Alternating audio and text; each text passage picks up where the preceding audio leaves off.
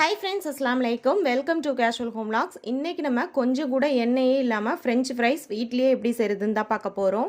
நான் இன்றைக்கி 2 உருளைக்கிழங்கு எடுத்திருக்கேன். ஸோ அதை வந்து தோலெல்லாம் நீக்கிட்டு இந்த மாதிரி ஃப்ரெஞ்ச் ஃப்ரைஸ்க்கு கட் பண்ணுற மாதிரி கட் பண்ணி எடுத்துக்கோங்க. ஃப்ரெஞ்ச் ஃப்ரைஸ் எப்போதுமே டீப் ஃப்ரை தான் பண்ணுவோம் ஆயிலில் போட்டு. இதில் வந்து 1 ஸ்பூன் கூட எண்ணெய் சேர்க்காமல் நம்ம வந்து ஃப்ரெஞ்ச் ஃப்ரைஸ் செய்ய போகிறோம். இப்போது ஒரு இட்லி பாத்திரத்தில் தண்ணி ஊற்றிட்டு இட்லியை வைப்போம் இல்லையா, அதே மெத்தட் தான். அதே மெத்தடில் நீங்கள் தண்ணியை ஊற்றிட்டு மேலே வந்து அந்த தட்டை போட்டுக்கோங்க. இப்போது நம்ம கட் பண்ணி வச்சுருக்க இந்த உருளைக்கிழங்கு பீசஸ் எல்லாத்தையுமே வந்து இதில் போட்டுக்கோங்க. இப்போது எல்லாத்தையுமே சேர்த்துட்டு இதை வந்து நம்ம இப்போ மூடி வச்சுக்கலாம். இதை வந்து ஜஸ்ட்டு ஒரு 3 நிமிஷத்துக்கு மட்டும் நீங்கள் வந்து வேக வச்சுக்கோங்க. ரொம்ப வேக வச்சிட வேணாம். இப்போது 3 நிமிஷம் ஆயிடுச்சு. நம்ம வந்து ஓப்பன் பண்ணி பார்க்கலாம். இந்த மாதிரி நம்ம செஞ்சு கொடுக்குறப்ப குழந்தைங்களுக்கு எந்த விதமான வித்தியாசமும் தெரியாது. ஃப்ரெஞ்சு ஃப்ரைஸ்ன்னு சொல்லிட்டு சூப்பராக சாப்பிடுவாங்க. ரொம்பவே ஹெல்த்தியாகவும் இருக்கும். இப்போ 3 நிமிஷத்துக்கு அப்புறமா ஓப்பன் பண்ணிவிட்டு கத்தியால் இந்த மாதிரி குத்தி பாருங்கள், உள்ளே வந்து போகும். ஸோ இப்போ இதை வந்து ஒரு கரண்டியை வச்சு இந்த மாதிரி வந்து பவுலில் வந்து சேர்த்துக்கோங்க. ஃப்ரெஞ்சு ஃப்ரைஸ் செய்கிறதுக்கு நார்மலாக நிறைய ப்ராசஸ் இருக்கும், அதெல்லாம் இதுக்கு தேவையே இல்லை. இப்போது இதில் வந்து கொஞ்சமாக கார்ன்ஃப்ளவர் மாவு வந்து சேர்த்துக்கோங்க. ஒரு 1.5 ஸ்பூன் அளவுக்கு சேர்த்துக்கோங்க போதும். சேர்த்துட்டு லைட்டாக இந்த மாதிரி கையை வச்சு பெசரி விட்டுக்கோங்க. ரொம்ப போட்டு பெசர வேணாம், உடஞ்சி போயிடும் உருளைக்கிழங்கு. இப்போது ஒரு பேன் அடுப்பில் வச்சுக்கோங்க.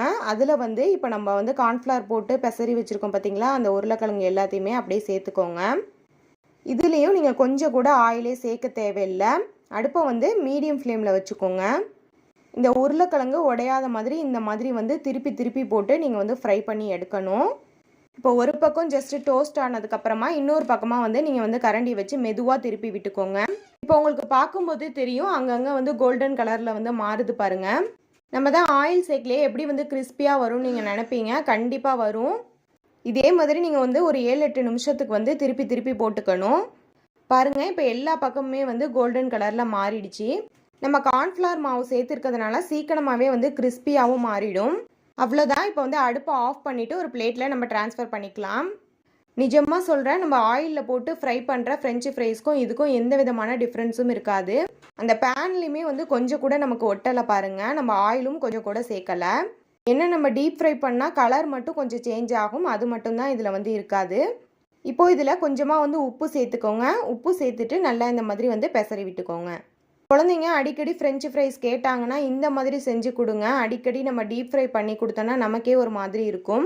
அது மட்டும் இல்லாமல் நம்ம நோம்பு டயத்தில் இஃப்தாருக்கு வந்து ஃப்ரெஞ்சு ஃப்ரைஸ்லாம் செய்வோம் இல்லையா, அப்போதைக்கு நீங்கள் வந்து இந்த மெத்தடில் வந்து செஞ்சுக்கோங்க. கொஞ்சம் கூட ஆயிலே இல்லாமல் கில்ட் ஃப்ரீயாக நம்மளும் சாப்பிட்லாம், குழந்தைங்களுக்கும் கொடுக்கலாம். இப்போ நான் உடச்சி காட்டுறேன் பாருங்கள். நம்ம ஏற்கனவே இட்லி பாத்திரத்தில் வேக வச்சுருந்தோம் இல்லையா, அதனால் அதுலேயுமே வந்து சூப்பராக வெந்துருச்சு. இதில் ஃப்ரை பண்ணி எடுத்ததுனால நல்லா கிறிஸ்பியாகவும் இருக்கும் மேலே. நீங்களும் கண்டிப்பாக இதே மெத்தடில் ஒரு முறை ஃப்ரெஞ்சு ஃப்ரைஸ் செஞ்சு பாருங்கள். திரும்ப இதே மெத்தடில் தான் நீங்கள் செய்வீங்க. சாப்பிட்றதுக்கும் நம்ம ஆயில் அதிகமாக இருக்குதுன்னு சொல்லிட்டு பயப்பட தேவையில்லை, எவ்வளோ வேணாலும் சாப்பிட்லாம். எப்போதும் போல் ஃப்ரெஞ்சு ஃப்ரைஸ்க்கு கெச்சப் வச்சு நீங்கள் வந்து சர்வ் பண்ணிக்கலாம். அதே மாதிரி நம்ம செய்கிற வேலையும் ரொம்பவே ஈஸி. அதிகமான பாத்திரமும் நமக்கு தேவைப்படாது, அதிகமான எண்ணெய் தேவைப்படாது, அதிகமான பொருளும் நமக்கு தேவைப்படாது.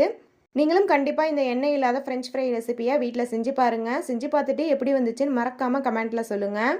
இந்த வீடியோ உங்களுக்கு யூஸ்ஃபுல்லாக இருந்திருக்கும் நம்புகிறேன். இந்த ரெசிபி உங்களுக்கு பிடிச்சிருந்துச்சுன்னா லைக் பண்ணிக்கோங்க. உங்கள் ஃப்ரெண்ட்ஸ் அண்ட் ஃபேமிலிக்கும் மறக்காமல் ஷேர் பண்ணிக்கோங்க. இது போன்ற யூஸ்ஃபுல்லான வீடியோஸ்க்கு கேஷுவல் ஹோம் வ்ளாக்ஸ் சேனலை சப்ஸ்கிரைப் பண்ணிக்கோங்க. நாளைக்கும் இதே போல் ஒரு சூப்பரான யூஸ்ஃபுல்லான வீடியோவில் சந்திக்கலாம். தேங்க்ஸ் ஃபார் வாட்சிங்.